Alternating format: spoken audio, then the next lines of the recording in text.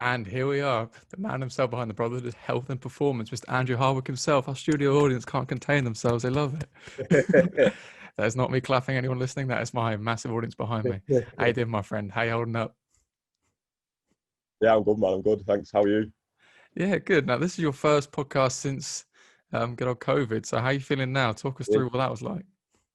yeah, I'm fine now. It wasn't. I mean, it was all right. It wasn't like I was never. I was quite fortunate. I was never in any sort of life-threatening situations. But it was rough for a few days. If you've ever had flu, it was my experience. Obviously, was very similar to like flu. So I had a mild cough, temperature. I think the worst thing I suffered with was sort of like aches and pains. So like my body was hurting quite a lot. That I think that was the worst thing that affected my sleep and things like that. But once I sort of got over that hurdle, it was all right. It wasn't, like I said, it wasn't anything that I was worried about. I think the worst thing now for me is I've just got absolutely no sense of taste or smell. So the past week has been very unenjoyable from like a food standpoint. You sort of, when you're ill, you're craving all those crap foods that are going to give you a bit of a lift, and you can't really taste any of them. So yeah, like I'm back to normal now. But my energy is completely fine. I've not done it. Obviously, I've been stuck inside for 10 days, so I've not exactly done anything from an exercise point of view that might sort of test how I've recovered. But from an everyday perspective, I'm completely fine now. Back to full health. I'd like to think. Like I said, other than that taste and smell, which I'm hoping comes back soon. I have to say, it sounds just infuriating, really, sort of frustrating. So okay, I'm just trying to like have my breakfast. I can't even appreciate what's going on here. I've got to go. To be fair, you can go really bland and overly healthy at that point, keep it so basic and not like know the difference. But Yeah, it's just like frustrating is the right word for it. Like you like I said, you're craving sort of crappy foods to try and give you a bit of a moral boost, and you just can't taste any of them. Like I can differentiate between like sweet and savoury. Like it's not to the point where I can't sort of distinguish what I'm actually eating, but there's just no flavour at all. Like everything just tastes.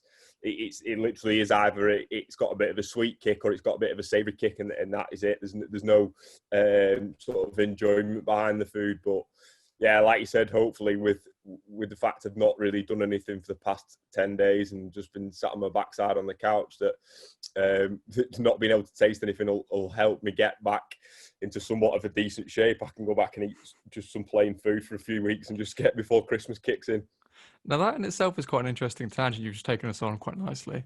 Is sort of relationship with food outside of the general like nutritional sort Yeah. of rules of thumb and this that and the other. Where do you stand in regards of when it comes to nutrition plans for your clients? Where do you sit in So regards of that side of things? Sorry, go on. yeah, so no. So obviously, I'm not a dietitian, so I try my best where possible not to sort of set anything specific. Obviously, that there are certain qualifications. I think legally, you do need relevant qualifications in order to set like specific diet plans. So whenever I'm looking at nutrition with clientele, we tend to use like macro structures, and I've typically found over the years that this has been the most beneficial from a coaching perspective, but from a client perspective as well. So my view on food is very much that food is there, obviously, to fuel your workouts, it's to fuel your performance, but it's also to be enjoyed as well. I'm not one of these people that thinks that we should all eat just chicken and vegetables all the time. And I'm a big believer in that food can be a great outsource of enjoyment, and it can bring a lot of pleasure to everyday life. Like especially if you're somebody who doesn't have many vices. Like I'm not, I don't drink alcohol. I'm not a drug user. Like so, one of my vices is food. Like I like to enjoy a takeaway with my missus or go out for a meal with my mates. You know what I mean? Like basic things. So I'm a big believer that those sort of areas in life you shouldn't be neglected upon based on nutritional requirements. Now, obviously, it's a completely different topic if you've got like allergies and things like that that are going to affect your intakes of food. But my general rule is I like to use like a macro profile, so a bit more of a sort of flexible dieting model, because it gives I think it teaches individuals a lot about the food and what is in their food and how to manage their food based on their daily requirements, but it also gives them that freedom to sort of experiment with different foods and to teach them how to balance their food. So if they are going, for example, out for a meal one day, or they're enjoying a takeaway with their partner, whatever it may be in the current climate, then they've got the tools and the ability to sort of balance the books, for want of a better word, and monitor their food that way, rather than being set on specific diet plans. And if you go off a diet plan, then everything goes to pot. And again, I'm not a dietitian, so I try and look at nutrition when we're working with clients as flexible as possible, and using a sort of macro-based structure, or as and if it fits your macros, for want of a better word, a flexible dieting structure gives me a bit more freedom in terms of how I can coach them and how we can sort of manipulate certain things to facilitate their needs, if that makes sense. Oh, definitely. And again, it's that healthy balance between a plan and a structure instead of a restriction. Because I think this is where the term diet and certain things like that get very much, okay, I'm on a diet, I have to be miserable, I have to suffer this, and I get my treat meal, which is junk food, and all these labels become this whole stigma behind it. It makes it more of an ordeal, if anything. And like, you must know yourself, the interesting part with this is when it comes to most sort of training programs, they're based around consistent, steady progress. Whereas if you've got competitions, there's peaking, obviously training in a deficit and keeping the morale up, everything else. Yeah. And like the standard sort of competition thing, you're cutting up for a comp, say 8 weeks out, you're training as always, diet's coming down, weight's going all right. And then afterwards, McDonald's on the drive home, you celebrate with your medals, you cry commiserations, and you crack on as normal. Yeah. It's that kind of balance. Like, how much do you, I don't know, do you do a lot based around the cut itself, the way you sort of manage the mental side of that as such, or is it more focused, okay, keep your structure around you and that will help you stay straight? So where possible, I always try and recommend clients fight at their natural body weight. I'd always rather, especially for jiu-jitsu. Now, obviously, when you're getting into like MMA and things like that, it becomes a bit of a different complex, because obviously weight categories in sort of MMA and boxing, things like that, are a bit more of a massive deal. They make the difference can be made up in the weight, if that makes sense. But in jiu-jitsu, I think I'm a big believer that I don't think it makes that much difference. I know there's that age-old quote where it's like, if you've lost a jiu-jitsu match, the weight shouldn't be the issue, if that makes sense. It should be a skill factor.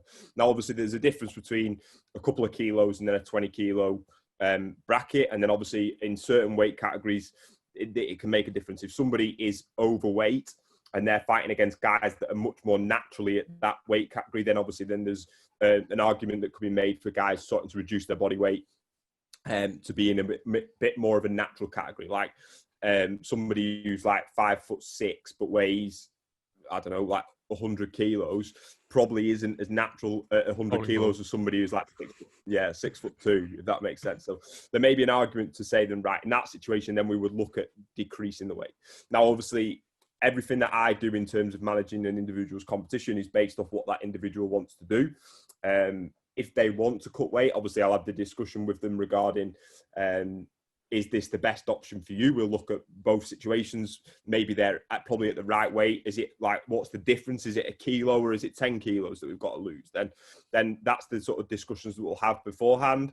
But like I said, where I can, I'll always just recommend and try and push guys to be as strong and as fit and as energized as possible at the weight that they are already at. Especially, even again, there's a lot of prerequisites that come with the competition. The conversation, like, what competition is it? Is it a world competition or is it the Manchester Open down the road? If it's the Manchester Open down the road, is it going to make a massive difference? Are they experienced? If they're experienced, then the weight difference isn't going to make as massive amount of impact. But if they're brand new to it and then it's something that they want to experience, they want to get that feeling of, oh, I've dieted for a competition, I've done that, I've made the weight, I've stepped on the scales, now I'm going to go fight in my bracket. Then that, oh, sorry, I'm just getting a ring here. Sorry. It's too popular for his own good, love to see it. Yeah, it was track and trace, I think. Where are we at here? Oh, there we go. Where's Zoom gone? You're still on the call, mate. Don't worry. Oh, still on. Sorry. So in that instance, then obviously the conversation would be made that where are we going to go from this point? Is like, are we going to go sorry, I've lost my train of thought like that.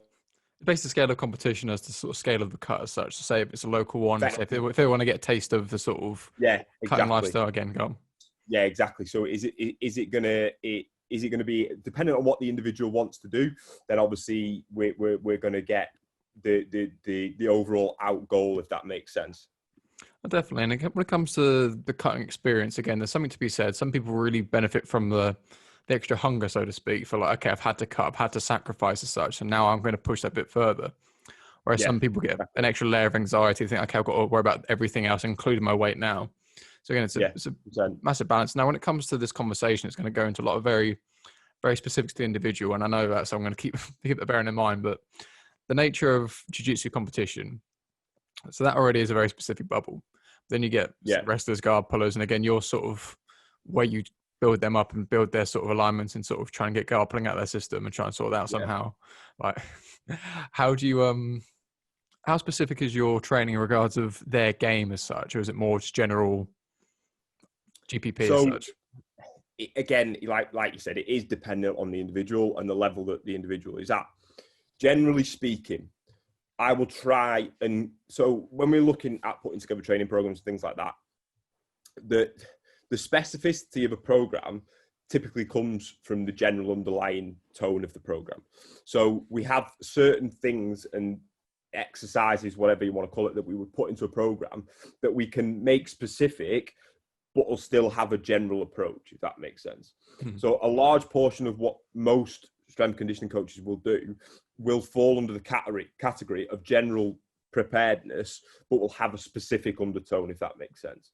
So when we're looking at a program, obviously you have your basic structure of a program, and most of the time that the exercise selection will fall under a pattern of some sort of squatting movement, some sort of hinging movement, some sort of pressing movement, some sort of pulling movement, and then the specificity comes within that. So for example, if you've got, let's say, a guard player, so a guard player, obviously they need, off the top of my head, they need sort of good, it depending on, again, gi, no gi, whatever you want to do, but let's talk about gi specifically for the sake of the argument. What does a guard puller need? They need, obviously, good lower body mobility, but they also need sort of lower body strength. They need to be able to, sorry, my dog's just joined us. They need to be able to have good sort of strength in a flex position at the knee and at the hip. Obviously, they need to have good rotational ability and core strength through the trunk section, good upper back strength, pushing and pulling for framing, things like that. So those sort of basic understandings of a position are actually quite generalistic. If you to take that guard play and then put them into a passing position, then those requisites still align. The basic fundamentals of movement in sport are pretty generalized, whether you're running or whether you're on your back. Now, guard is quite a specific position, and there are a massive amount of specifics in that position, but the underlying themes are always the same. We're always going to see this sort of flexion and extension from the hip. We're always going to see this, like I said, the fundamental trunk stability from the core, whether it's rotation, anti-rotation. And you're always going to get the similar push-pull from the upper body, whether it's isometric, whether you're looking at like larger ranges of movement, whatever it may be. So we can apply basic principles off that structure. Now, where the individual differences and the specificity comes is based on the individual needs. So what injury history does that person have? And what specific weaknesses do they have? Now, you might get an individual who's got really strong legs, but a very weak upper body. Again, if we're looking at a guard player, this generally can be quite true. They tend to be quite dexterous, ability to push through the leg, but they may lack upper body ability. So they may lack the ability to frame against load, things like that we can start to build a more specific picture. And this is where the specificity will come in. So you may say, if somebody's got like a really good, I don't know, off the top of my head, they might be very good bilaterally. So using both legs at the same time. But when we put them into sort of single leg positions, they may become very weak. They may lack stability elements. They may lack certain specific strength in quite localized muscles. So like hip flexors, things like that. So I know I'm going a long way around this, but essentially that's where the specific nature comes from the program. So it might be like, right, rather than somebody doing a back squat, for example, we put them on a single leg and we get them doing single leg work, if that makes sense. So from that sort of core principles, we also get what's called second nature effects. So how is the single principle going to have a secondary carryover? So fundamentally, this in a basic way, this might be like, oh, right, so if we do a strength exercise, what is the secondary nature of that? So you might get a stability element, you might get a power element coming from that as well. And all these various different sort of physiological adaptations that come through supplementary training, we can actually get carryovers, and that's going to help improve other factors as well. So rather than me going, oh, we're going to do on a BOSU ball, we're going to do single leg kettlebell swings, for example. I don't even know that's a fucking exercise, but you get my drift. What we could do is we're going to be like, right, we're going to do a split squat. And what we're going to get from a split squat is we're going to get a stability element. We're going to get that core rotational element under load. We're going to get a force adaptation from the loading of the single leg, but we're also going to get a positional control. So we're still working that hip flexion and extension. We're still working knee flexion and extension. We're still working that trunk stability, but we're doing it rather than doing 6 specific exercises. We can apply one generalized exercise, but we're still getting that carryover of the secondary effects. Does that make sense, or have I just talked a load of nonsense there? No, it definitely makes sense. It's interesting in the sense of you're identifying certain characteristics in the sense of, okay, it's not their guard or top or bottom, whether it's more a sense of, okay, these got these certain alignments, certain imbalances as such. Instead of doing very specific, okay, here's a gear and here's a lapel, try and sort your wrong side. Now it's a case to make sure you've got muscle imbalances, make sure you line that up. Exactly. So regards of resistance and sort of, not RP, that's a bit too specific, but more the idea, okay, you know yourself, training regularly, all the aches and pains, this kind of stuff anyway. Yeah. You're looking for quite a lot of effort, quite a lot of exertion as such? Is it a lot of just general pre-training sort of movements, warm-up, cool-downs? Where do you generally start to fit your S&C in an athlete's schedule as such? That's a really good question. And again, obviously, God, sorry, mate, he's just positioning himself. Again, that'll be dictated again by the individual's schedule, where their weaknesses lie. What are you doing? Sit down. Sorry. I'm sat down, mate. Sorry, don't worry. Yeah, he's just got back from a walk, so he's trying to settle himself. So obviously, individual needs, again, everything comes down to individual needs, and we base everything around what their sort of schedule is, what their exercise history is. And again, this will fundamentally come down to the experience of the individual and the level that the individual is at. If you've got somebody who is training full time, you've got an athlete who's looking to make their future in grappling or jiu-jitsu or combat sports in general, then obviously we have a bit more room to play with, and our scheduling will be primarily dictated by their training week. If we've got an athlete or an individual who is more of a hobbyist, still wants to compete a little bit, but isn't as serious, they've got wife, kids, all that sort of stuff that's going to take up the schedule, then obviously we have to play around with things a little bit more. When it comes to intensity and loading, so generally speaking, what I will try and take is my approach to sort of weight room stuff is I like to give, we try and work around what's called a minimal effective dose. So a minimal effective dose is how little can we do and still drive adaptation, if that makes sense. So if you were to look at like a strength athlete, so specifically a strength athlete, whether they're a CrossFit or powerlifting or whatever it may be, they will obviously try and get as much of they will try and squeeze as much of they can out of a session. So they may be doing a much larger base of volume and still working at relatively high intensities. Obviously, when we're looking at combat athletes typically work at a large volume already. So they're doing loads of drilling, loads of sparring, loads of specific work. So what the approach I try and take is I want to give them the minimal dose that we can give in a gym and get them out of there as quickly as possible. So let's say, for example, if you were to look at 2 athletes, you've got a strength athlete and you've got a combat athlete. Both athletes were doing a back squat and we were looking to improve force. So maximal strength, relative strength, that sort of basic stuff. The powerlifter may do 4 sets, 5 sets of 3 reps. When we're looking at a combat athlete, we may do 2 sets of 3 reps.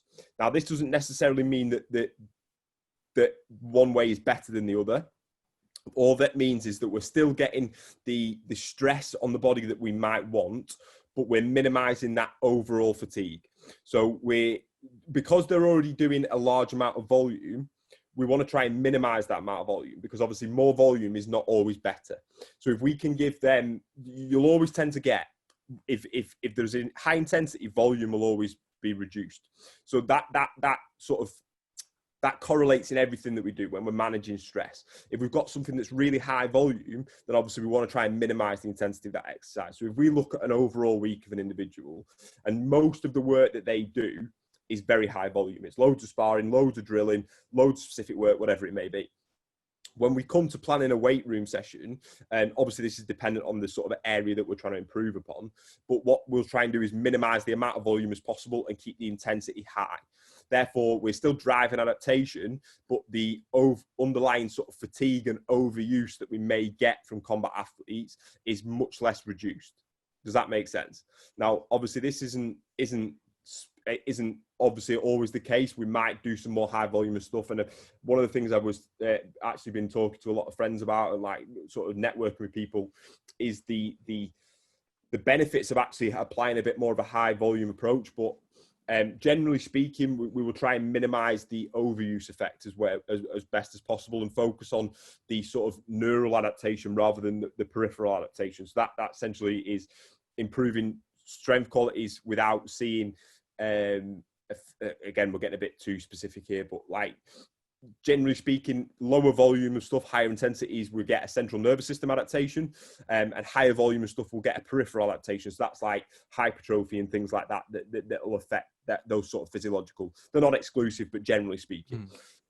So by taking a bit more of a lower volume, higher intensity approach, we will drive that central nervous system adaptation, and help minimize any sort of overuse injuries and things like that by taking a more higher volume approach. I think I've gone a long way again about that question, but I hope that makes sense. That's the nature of this as well. And that's why I want to keep you having these sort of ways of explaining, because again, it's a very open answer to a closed question, which isn't a closed question.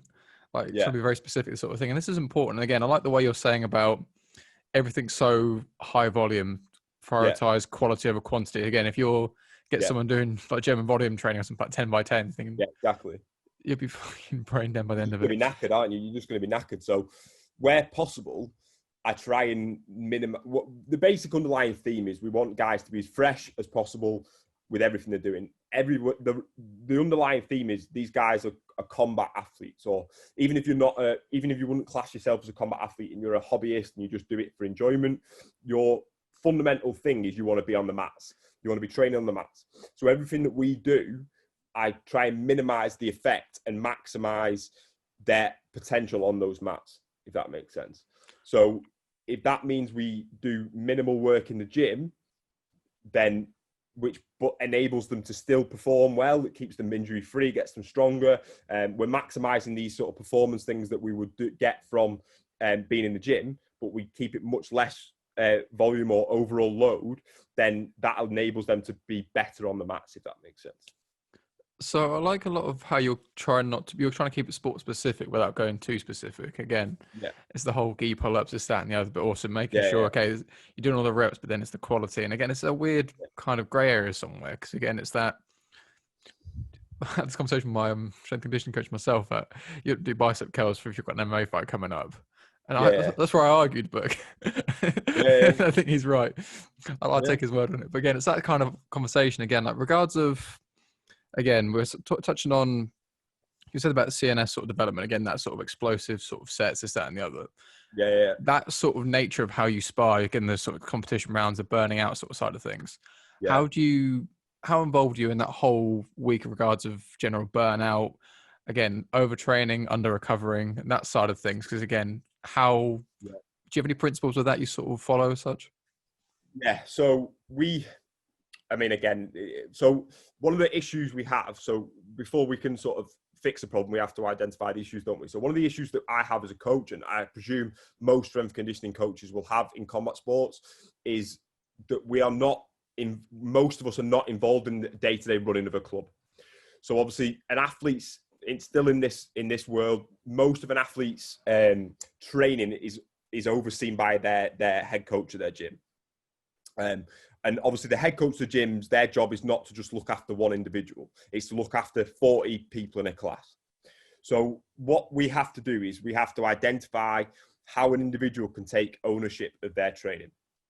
So I try my best to give daily goals for an individual in order to sort of try and control that element a little bit more. So what we will do our best to do is we'll run like a high-low structure.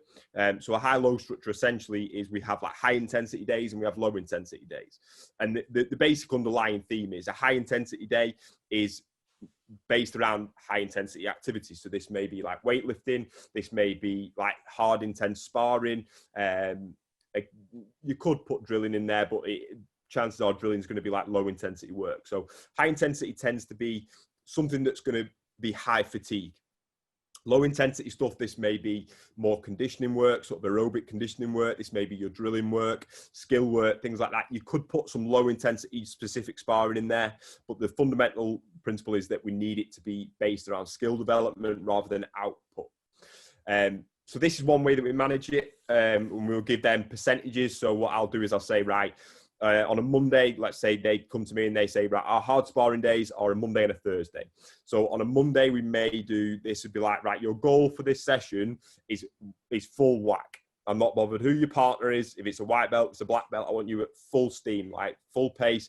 Pick your round so you know who you can get the most out of your session from. You want somebody who's not going to stop. They're going to give it you as hard as you can give it them, okay? So this is their 100% day. Now, Tuesday, this might be right. We know that you're going to be tired from the next day. All I want you to do is drill. You might go for a nice calm walk. You can walk on a treadmill, whatever it may be. Take your dog for a walk, and you're going to do low intensity aerobic drilling. So pick a movement, nice and steady. Just keep working through it for over a period of an hour, for example. If you are going to do any sparring, again, pick your rounds so that you know that you don't have to kick into gear. You can control your ego a little bit because that's a big factor that plays into it. And you know that you're going to be able to just switch off, react. If you get put in a bad position, you just work your way out of it. There's no like exploding. There's no forcing your way out of it. We're taking our time. This is much more tactical. We're looking at sort of emphasizing how we can build tactically through the game, work on positional control, various different things that are a much lower in intensity. Alongside that, what we will do is we will try and track as much information as we can. So I'm a big, and any of the guys that work with me will know how much of a pain I am with this, but I try and emphasize as much tracking as possible. So we will look at like objective and subjective means. So if they've got access to like heart rate monitors, if they've got access to like things like Whoop straps, like Fitbits, things like that, we can track like heart rate variability, resting heart rate. What else can we look at? We can look at like some factors, like we'll look at like recovery levels and things like that, depending what, it depends what system you use. But then we'll look at like subjective stuff. So you've got like, how recovered do you feel on a 1 to 10? How well did you sleep on a 1 to 10?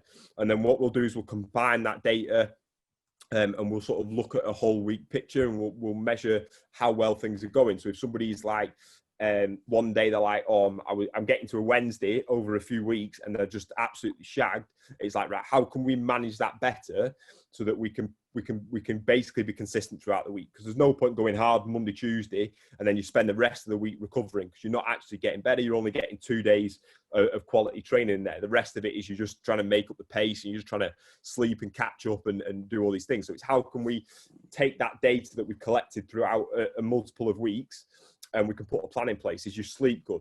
Is your nutrition good? How are you managing your work life? Is your missus giving you shit? Like basic things like that can affect stress and may not necessarily come from the mats, but how can we look at a structure of a week in an individual's sort of daily cycle, and paint a picture of how we can monitor those various different factors. And it might be something as simple as, look, you need to go to bed an hour earlier. It might be something a bit more complex of like, how can we adjust your training week so that we're monitoring fatigue and recovery and getting the most out of each individual session. And again, to come back to the question, a lot of this comes down to the individual ownership of the athlete. We don't have the ability to sort of have performance centers where everyone's following their own individual program, their own monitoring, and they've got specific targets for that skill session. So it comes down to how can I give an individual some focus for that session. Obviously, I'm not a skills coach, so I don't get involved in their skill work. I just give them a sort of an underlying theme for that session that we would try and approach, and just give them something to guide them throughout a week. And that's basically how we'd monitor it, because we don't have the fortune of controlling an individual's whole week. So yeah, essentially that's the way that I would look at doing it. So there's an interesting theme I want to sort of get into there. It's a lot of work called compliance.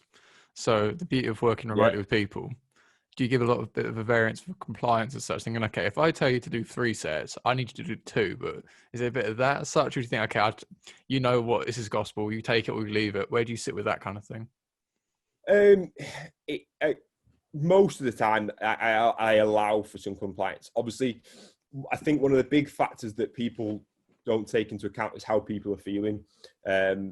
Obviously, I could say to you, right, I want you to go and do 3 sets, and you're like, I'm knackered here. So one of the things that we try and allow for is a bit of auto-regulation. So a bit of auto-regulation is how you're feeling on that day. So one of the methods that we use is like an RPE system.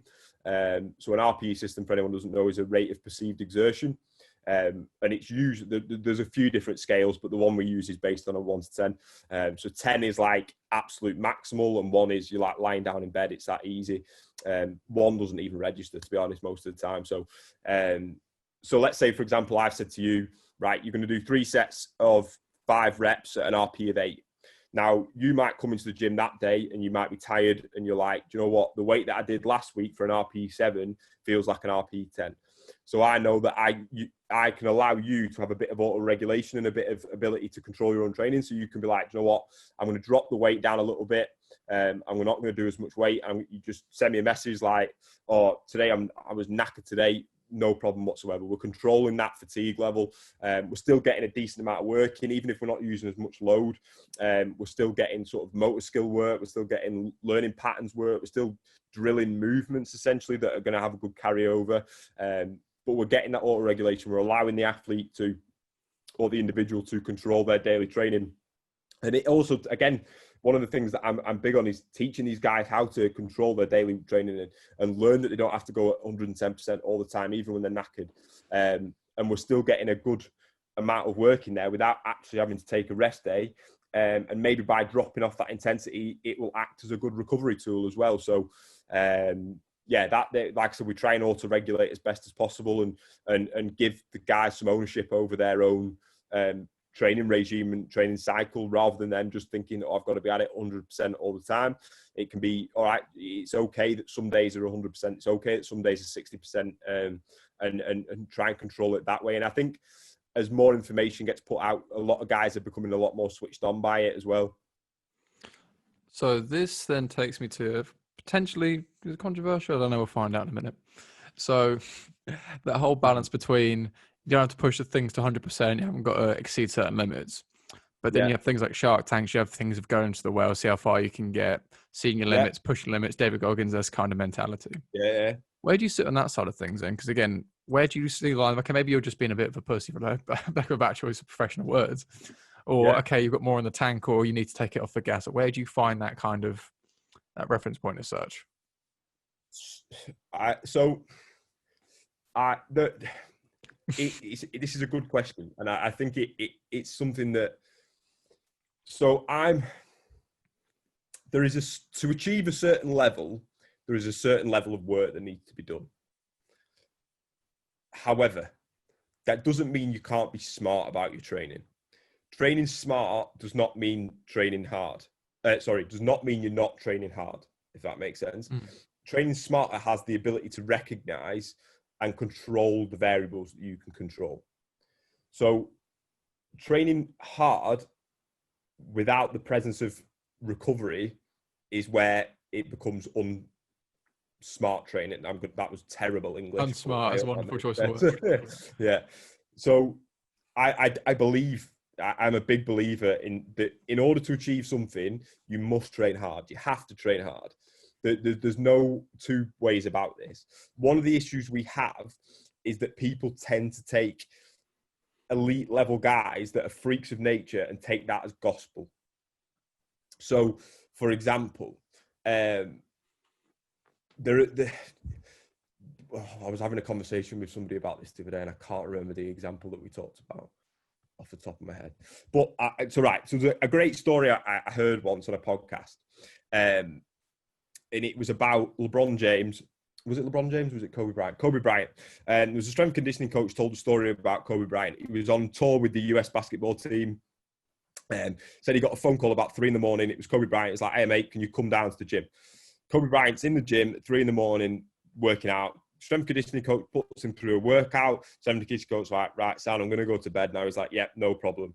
Anyway, strength conditioning coach comes down for training at like 9 a.m. with the rest of the squad. Kobe Bryant's walking out the gym. He goes, oh, you're not staying for training? He's like, no, I've just finished. And Kobe Bryant had been up all night, and he'd set himself like 1,000 free throws to hit throughout the night. Now, obviously, there's a certain level of discipline and ability that has to come in order to achieve a level of success as such as an athlete of Kobe Bryant. Can everybody operate at that level? I don't think so. Obviously, there are certain levels of ability that you need to have in order to work to that level. For me, for example, if I was to go into the gym and I was going to drill 1,000 double legs before I was allowed to go home, then I'd be knackered. I'd break. I couldn't do it because I for whatever reason, mentally, physically, I'm never going to be at that level. And I'm quite realistic with that. So there has to be a point where we have to consider what is going to be the most effective to allow an individual to improve. Just going in and doing what an elite level athlete would do might not be the most successful way of doing things. So to give you another example, so when I was younger, I used to play a decent level of rugby league, and one year we were playing for Lancashire against Bradford, and on the Bradford squad when we were like 14, there was a player called John Bateman. Now, John Bateman is like a professional rugby league player, England international, and he beat the whole team on his own. 13 players, was beaten by one guy. The guy was leagues above the rest of us. We were all semi-decent. We were playing like county level rugby league. And he was just, at 14 years old, he was a bloke against kids. He was just another level.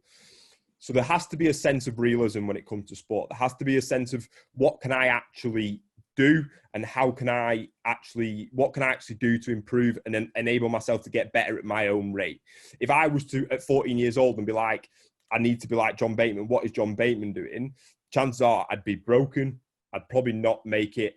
I'd probably be hurt all the time, injured, because I physically cannot keep up with what he would be able to handle, the stress and volume of training that he would be able to handle.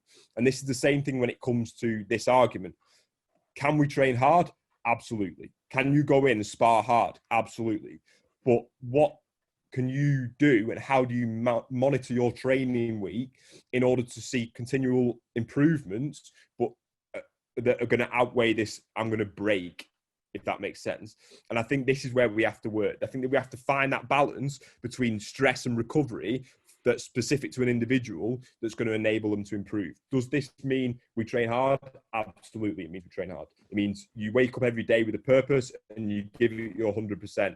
Does that 100% mean that you're going balls to the wall all the time? No. I think that's where the confusion gets made. And that's my view on it. Can a person be committed and working at 100% without be working at their absolute maximum?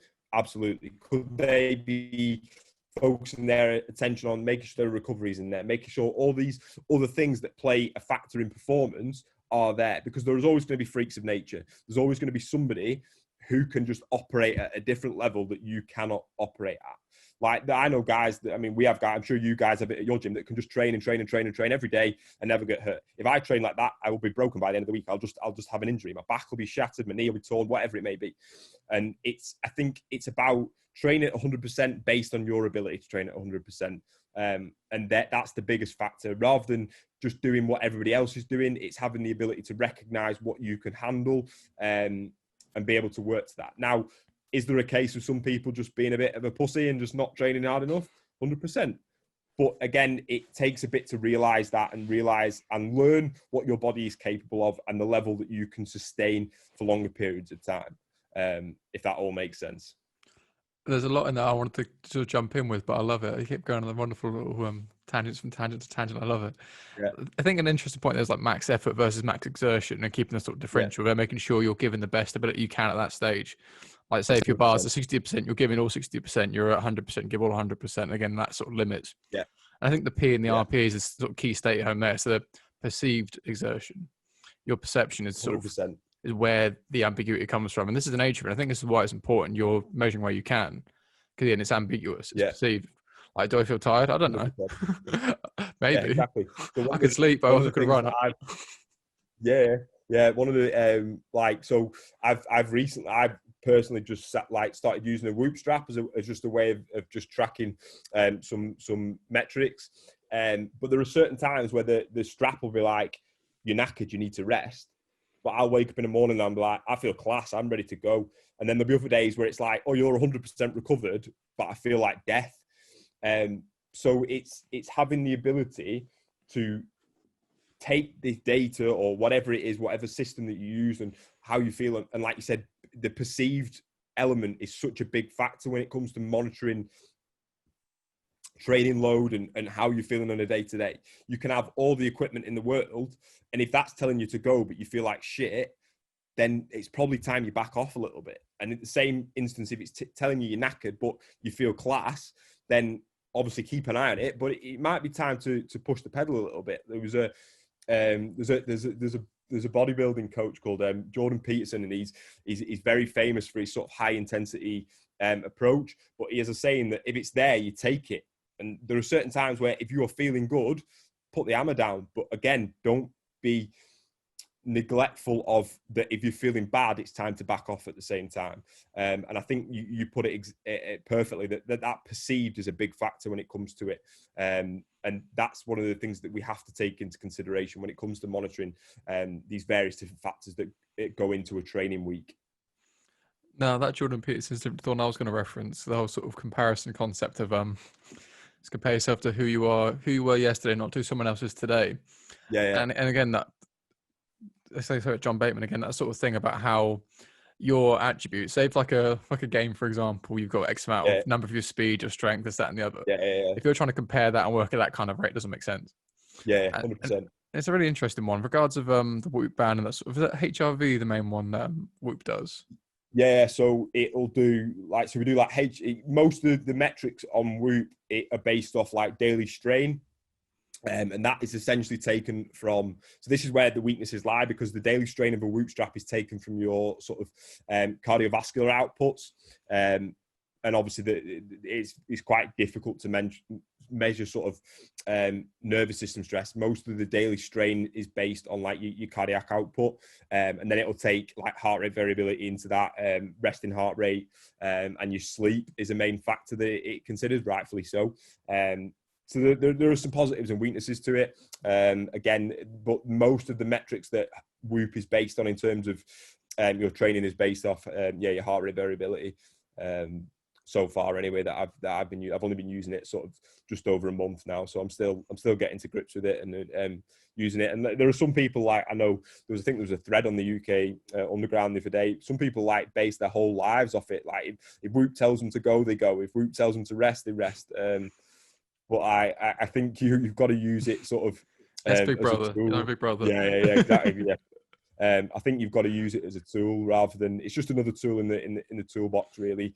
And like I said, I'm a big fan of collecting data. So the more data we have, the better.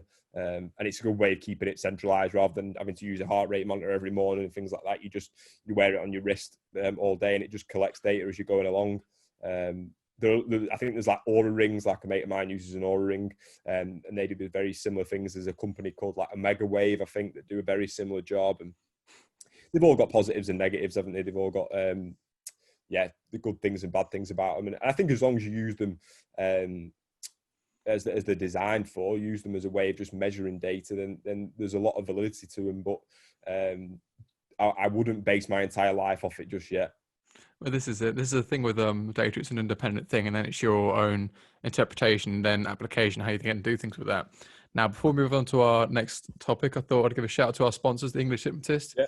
for anyone who wants to shout out to their so just want to shout, anyone wants to invest in their mental sort of side of their training, everything they do, whether it's working, business, training, the extra sort of step. Rieco Clothing, really high quality clothes, nice variety, always expanding their range, and people's IT for all your IT needs. Now, regards of what you're saying there with your very numbers based, very disciplined, again, it's that sort of all these factors. There's a lot going on, a sense of, as well, not only do you know what you're doing, you also know what you're not doing. The sort of, that's probably the worst part about programming or anything, the holes you're leaving as well. When it comes to your own training, do you do it all yourself? Would you try and take it to someone else to sort of give them that kind of, okay, I know how heavy I'm going to go in this. Can you just, take the stress off me for my own camp? But where do you sit with that side of things? Yeah. So, I mean, I've worked with a coach. So I work with a guy called Chris Meyer. So Chris is my coach. Has been for like over a year now. We've been working together. Again, I'm a big fan of outsourcing as much as possible. Because it keeps the world going round. I'd be a bit hypocritical of myself if I was like, oh, come pay me, but I'm not willing to sort of take that step and take ownership of my own training at the same time. But also because it allows you to, it gives you a perspective of things that you don't see yourself. I think with your own training, it's very hard for a person to be unbiased.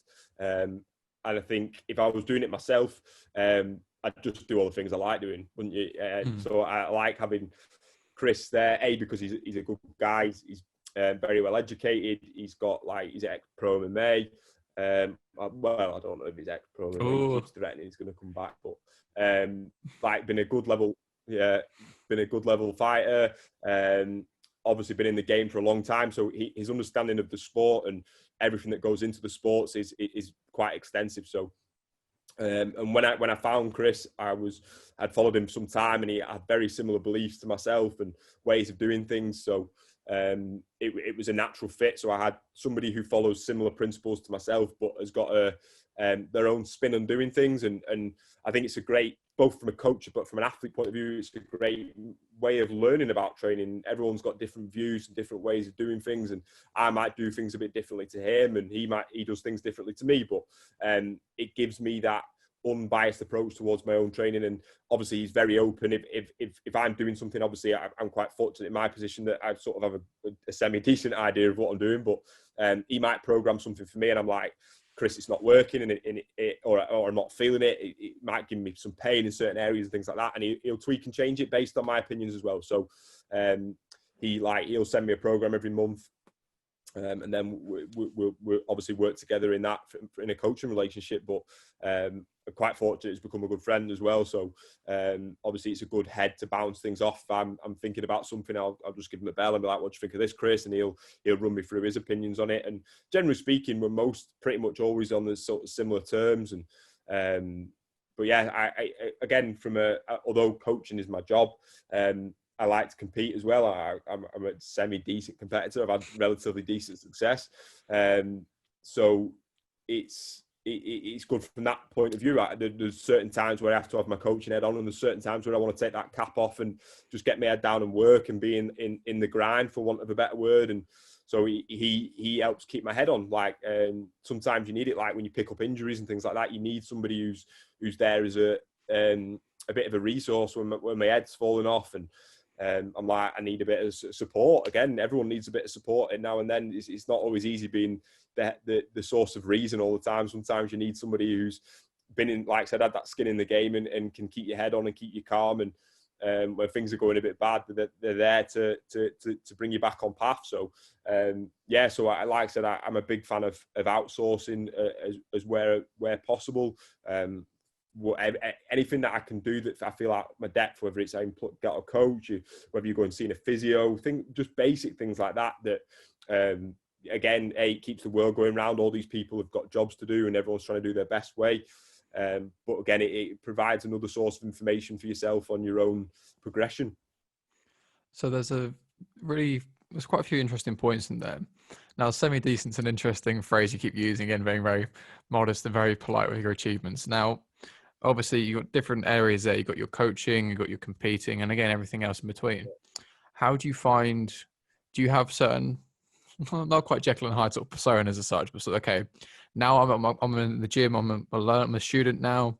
I'm Yeah. a competitor here. I'm a coach there. Do you just have do you know, Yeah. this is, I am Andrew, or I am the coach, I am a competitor, I'm a this, that, and the other. Do you get into that quite a bit? Yeah, I mean, I probably don't do it intentionally, but I like Jekyll, like sort of Jekyll and Hyde is a good way of putting it. Yeah, like there are certain times where, yeah, I'll try and switch on as best as possible. Like if I'm on the mats as a student, then chances are everything's out the window. I'm just having a laugh with my mates and training. Like and sometimes it makes me laugh where someone will ask me sort of a question and I have to sort of come back round and think, shit, what don't answer it like I'd answer it to one of my mates. I've got to give them a good answer. So yeah, like typically there is two sides. There's the coaching side of things, and then there's the athlete side of things. And when it's training time, heads on, and it's go time really. Like you said, it's time to switch on and we train. But and there are certain attitudes that you've got to take with that. Like but when it's like coaching time, it's professional time. It's like this. We're having a conversation. I'm not just like one of the lads, for want of a better word. You're having a decent conversation. You're trying to educate or explain certain things, and it's like any job, isn't it? Like if you're a school teacher, you've got a certain way of holding your standard when you're in the classroom, but then when you go out, you might be a different person when you're down the pub with your mates. If that makes sense, it's the same way of looking at it in a coach and an athlete perspective. Obviously, you still got to hold yourself to a certain standard, but when it's training time, it's training time. When it's coaching time, it's coaching time. And I try and switch off quite well in between that. I try not to let the things overlap where I can anyway. And yeah, that's it. Like I try and I don't want to be one of these people that's like there are certain, like same with jiu-jitsu, there are certain strength conditioning coaches where you can't have a conversation with them. They've got so much knowledge and information, but it's like talking to a brick wall. And I try my best not to be one of those people. I try and be one of them people that you can just meet and you might just nip to the gym. You're like, hey mate, you all right? And you might not even know that I run Brotherhood, for example. I'd much rather be somebody meet me as a grappler, as a person. Like obviously, like we met at CAMS and it's just like, hey mate, you all right? Like how's things? You have a conversation, like where you come from, all this sort of stuff. And then eventually it's like, oh, I've got a podcast, or I'm a strength conditioning coach. You know what I mean? Like, so I'd much rather. I'm going off on a tangent again, but yeah, essentially, yeah, I that Jekyll and Hyde is the best way to explain it. Like when it's training time, it's training time, and when it's coaching time, it's coaching time. And I try my best where I can not to let the two mix and try not to be biased by one or the other, and try and be as objective as possible when it comes to both my own training, but other people around me as well. Now, that was the key word I wanted there, not the overlap. So again, the student and the coach, that idea that, okay, I have not washed my hands of responsibility, but, you know, this is my time to have fun. I come here, this is my training. Versus, okay, I'm the coach, I'm the teacher as such. I've got to, you know, listen to what I say kind of thing. Not so much authoritarian, but sort of, yeah. But then there's kind of open-mindedness, because again, the open-mindedness thing, go to Chris and then expand your horizons. Like, it's an interesting where these sort of correspondence sort of happen. And with your own training, your independent training, I wouldn't say recreation. That was a bit of sort of wrong tone for it, but what do you do for your own development in that sense? Are you one for journaling? I would imagine you'd love a journal, sort of post-training sort of how it went sort of thing. You know what? I'm actually not a big journaler. Are you not? Is that right? I'd have had you down for that. I'd have put a mouse on that. So, I know this is going to sound horrendous, but do you ever watch the Sherlock series where he's got like a mind palace? No, I forgot. That's like how I view my jiu-jitsu training. So when it comes to like strength conditioning, I'm very notes, make loads of notes, all that sort of stuff. When I'm looking at education, always been like write everything down. When it comes to jiu-jitsu, the more structure I found that I put on training in terms of like making notes and learning sort of stuff like that, the more difficult I found it to translate into actual competition and training. And the more rigid I was, the less benefit I found. So the way I will try and do things, I know this sounds ridiculous, but I always try and process things much more mentally when it comes to being on the mats. I found that if I keep jiu-jitsu very much in my brain and my job very much like written down, it helps sort of compartmentalize things a bit more. And again, it stops me freaking out a bit too much. Like as much as I'm a coach, I do take training very, very seriously and competition very seriously. And the more rigid I found that I was on the mats, the more it sort of overtook everything. And the less I enjoyed my training. I still want to enjoy my training. I still like a student of grappling. It's there for enjoyment. I do it as much of a hobby as I do it as something that I want to be good at. Like it's so. I still want that pleasure element, and the more serious that I found that I took being on the mats, the less pleasure I was getting out of it. So I try and keep everything in my brain, if that makes sense. And when I'm learning stuff, I try and again, this sounds ridiculous, try and generate like sequences in my head. And I always get a bollocking at training because when we're sort of drilling moves, daydreaming. When I'm shown a technique, I'm daydreaming because I'm in mentally. There's certain processes going on in my brain that I'm trying to formulate sequences. And yeah, I don't know why that I do it that way. It's always just worked for me that way. I think it's a psychologist would just refer to it as like visualization. But I've always found that much more benefit when it comes to putting together sequences. I always try and explain to like newer guys that whenever I've tried to explain jiu-jitsu, I always think of it as writing a book. I know people talk about spider diagrams, but the way I've always like formulated game plans and different technique sequences is writing a book. And each time you add something to a sort of game structure, you've added a new chapter to your book.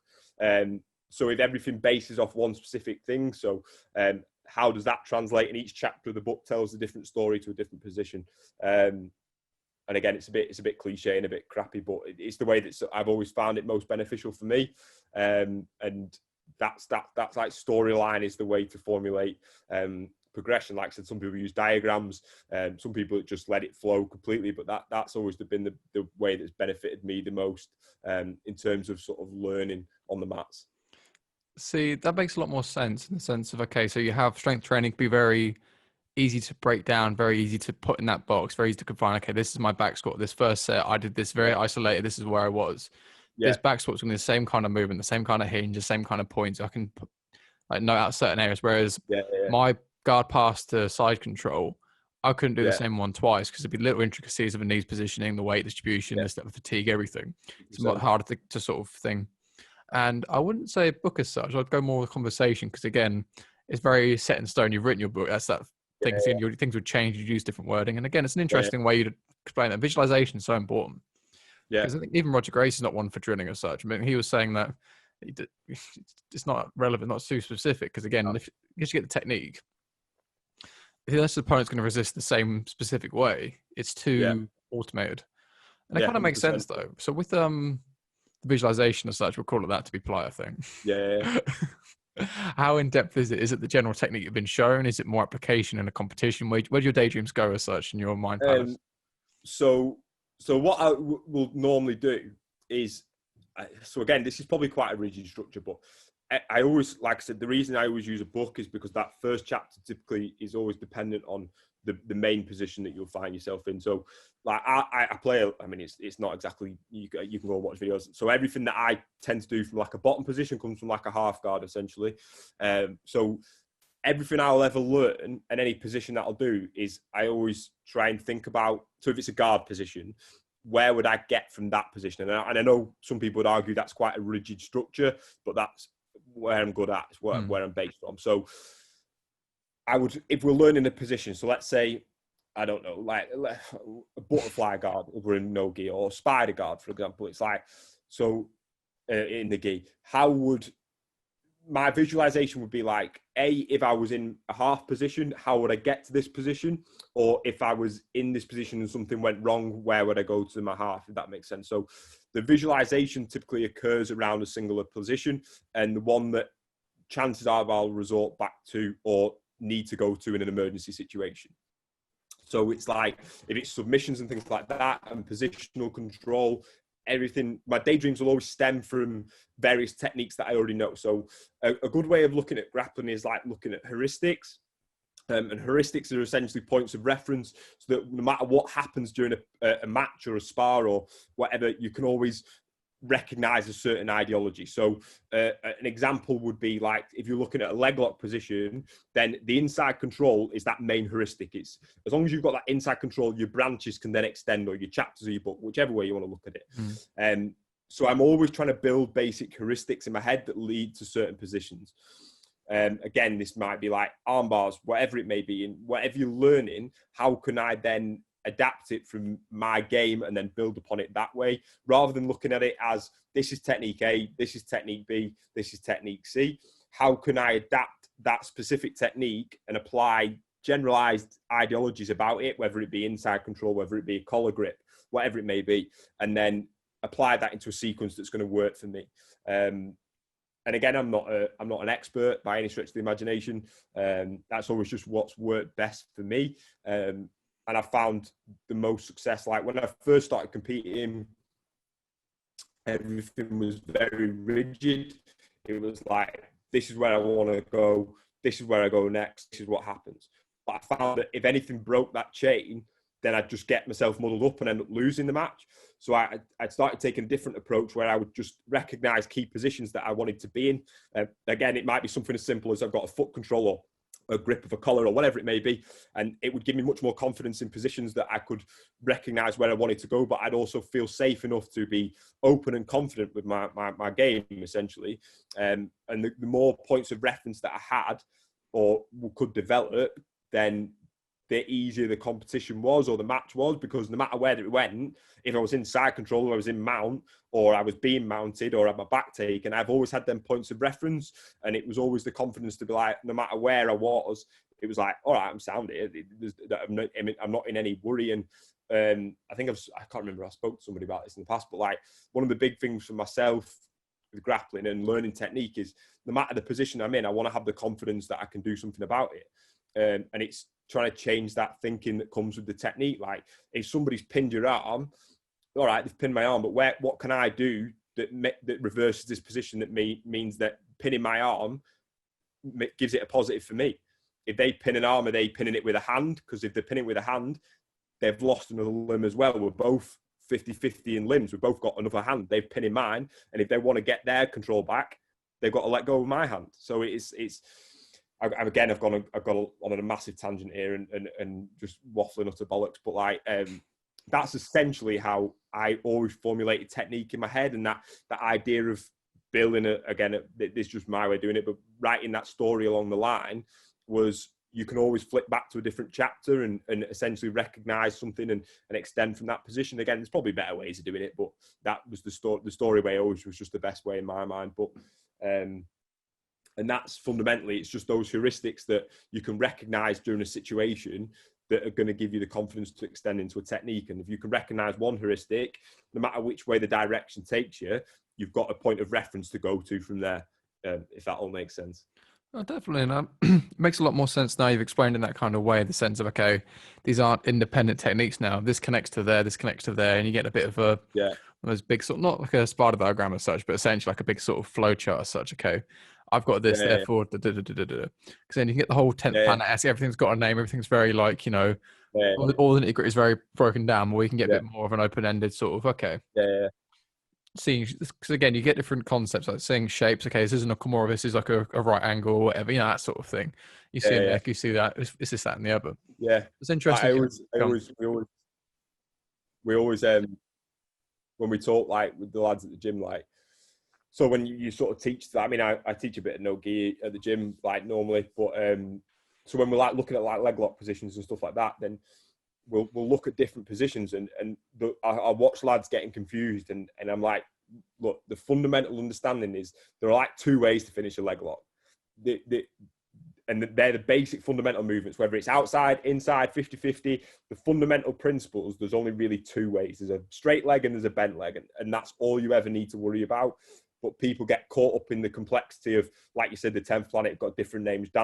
Danaher's using Japanese names. Like, a leg lock is still a leg lock, no matter which way you'd call it, no matter what name you do it, whether inverted, normal, whatever it is.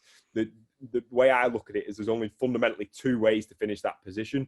And as long as you remember those two ways, no matter where you are, you'll be able to finish the position and get the submission. And I think, again, because everyone's trying to sell something and everyone's trying to make it their system nowadays, that gets lost in translation. Like an arm lock is still an arm lock, whether you're upside down or you've come from mount, whether you come from S mount, whether you come from close guard. An arm is still an arm, and the position remains the same. It's just your perception of that position changes, if that makes sense. If you're thinking, oh, I'm in close guard, I've got to do it this way, or if you're thinking, oh, I'm in mount, I've got to do it this way, that's where your faults occur, because you're trying to switch between two different techniques. Whereas if you look at an arm as being an arm, and the way you take that arm is the exact same way, then that's what makes you good at it. That's why. So I recently bought. I can't remember his name. That's terrible. It was a really. I think it's Neil Adams. Neil Adams, the real famous judoka, the arm locking judoka. I can't remember anyway, but I bought his DVD. So there's him, and there's a couple of us that are like really, really famous arm lockers from judo. I'll probably get slaughtered for not remembering his name, but I think it's Neil Adams. But he was really famous for like the turnover arm bar from like a turtle position. And I remember speaking to so Darren Morris is like one of the coaches that I've had over the years, and he, again, a ridiculous grappler. And he'll and he's like, why do you think judo guys are the best at arm lock? Why are judo guys the best arm lockers? Because it's all they ever could go for. So they just got really, really, really good at getting that one position. But that arm lock doesn't matter if it's from mount, or if it's a turnover, whether it's from S mount, whatever it is, it's still an arm lock. It's just the basic principles are applied. So, and that's the way I try and look at technique again when it comes to specific positions. It's like, don't get confused because one technique looks different to the other. It's the same technique, it's just a different position. And if you can remember those basic fundamentals of the position, then your submission rate or passing rate is always going to improve. Whether it be like, oh, control the hips, control the head, control the arm, whatever it is, if you can relate that to everything, then everything becomes a lot easier to do and a lot easier to learn. I mean, this again, it's a whole sort of concepts of not Occam's razor as such, but again, keeping things very simple, very much less is more as such. You got outside Ashley to, inside Senkaku, up behind a hole and this, that, and the other. I see you later. It's a bit of a excessive sort of thing, but again, it's sort of, Don't get me wrong. There are many. Obviously, there are many benefits to using that system. That's why they've produced some of the best grapplers in the world. But I'm not like an ex-philosophy professor. I'm a lad from the fucking north of England. Like in my world, the easiest way of doing things is just explain it to me how I would think it. Do you know what I mean? In my head, that's as simple as possible. So it's the less confusing you can make it, the better. I think Ben Popperton talked about this. He talked on a podcast I've listened to, and he said you've got to teach things to your audience. Like the Brazilians do it one way, but there's no point explaining it. Like I said, I've grown up in the north of England. I live on a fucking road, like a terrace road in the north of England. Like it's a different vocabulary that explains things to me that would get like one of Danaher's students, and that the way Danaher learns it. So you have to apply principles of jiu-jitsu, and when you watch Danaher coach, take the nuggets of information, but apply them to you. Make them so that you can learn them in the way that makes it suitable to you. And but I guess this comes down to coaching and learning how to work with individuals. But you've got to take information that people give you and don't take it as gospel, but apply it to yourself. And how can you use that information? And again, this goes with any walk of life, I guess, whether you're talking about strength conditioning, whether you're talking about specific skill adaptation, whether you're talking about work in general. Make things relevant to yourself and how you apply things, not just necessarily what's being told to you on paper. Now, this takes us back quite nicely to not taking the data as gospel, that the HRVs, the whoops, this, that, and the other. I'm quite happy how you brought that background quite smoothly. I like that. This is kind of the point. I pretend it was planned. This is it. We'll pretend it was planned. Don't show them the script. It's all right. Yeah. It's one of them ones. But yeah, when it comes to Danaher's sort of, I don't know, there's not really PC way of saying it, but yeah, they're all an interesting bunch of people, and they learn in a certain way. And again, it's more similar to the way if you can't explain what you know, you don't know it. Again, it's that sort of. This is why whenever I'm either being coached or coaching as such, it's more a sense of, okay, I'm going to explain this in my words, what I think this means. And I'll ask if Yeah, that's right. And if it's not, yeah, find out why. Because this is yeah, exactly. half of understanding what things are, being able to articulate what's going on. Now, regards of 100%. your coaching as such, from a performance coach point of view, Yeah. do you want to almost, do you try and coach your athletes, users, I don't know what you call them, athletes would say, to be autonomous, to try and teach them, okay, this is what you need to do because of X, Y, and Z, or is it, okay, here's your program, crack on, any questions, fire them away, but do you try and instill those sort of things? It's dependent on the individual. I tried to be as adaptable as possible. Obviously, you've got some people who are very communicative, like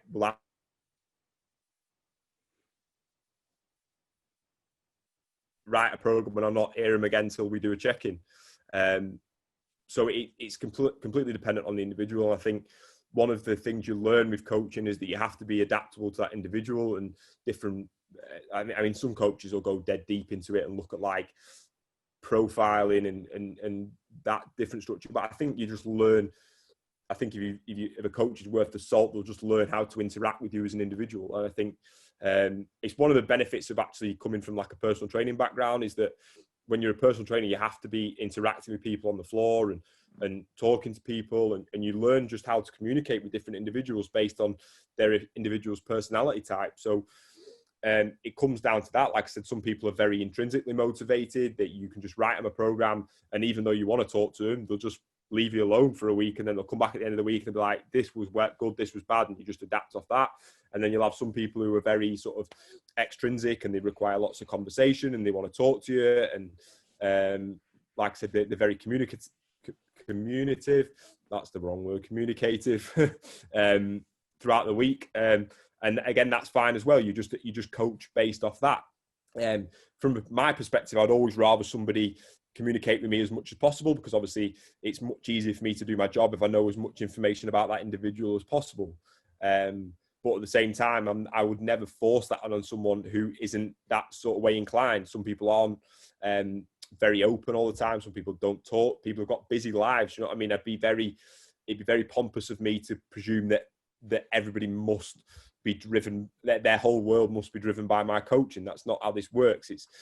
I'm very much there to help and guide them based on their needs. So I just always feed off the energy of the individual, and the level of communication that they provide to me is what I will imitate. And some people I have to get in contact with and try and push a little bit more just so I can gather information and help coach them that way. But it fundamentally comes down to the level of requirements that the individual needs.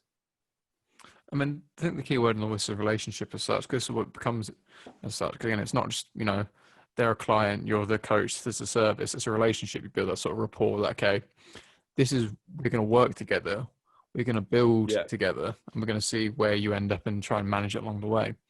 100%. And again, it's understanding that whole process, and it's very healthy to hear how you're willing to understand different circumstances, different habits, different, not everyone is an open book. Some people are quite, I think stoic is a glorified way, quite boring, doesn't say a lot, but some people are each their own. Now, most important question of the podcast, my friend, where can people find you and Brotherhood Health and Performance?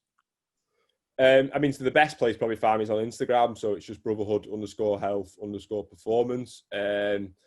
I do have a website, but I'm terrible with it. But yeah, so Instagram's probably the best way to message me.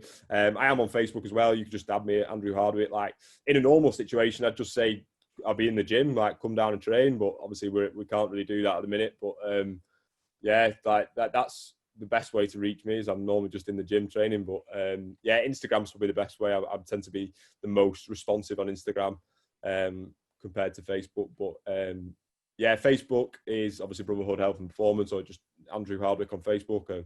Websites brotherhoodhealthperformance.com, and then Instagram's Brotherhood_Health_Performance. But other than that, I'll just be in the gym knocking around. So come down and train if anyone wants to come meet me that way. Links to those will be in the description. Be sure to check out our sponsors, the English Hypnotist, Rieco Clothing, and the People's IT.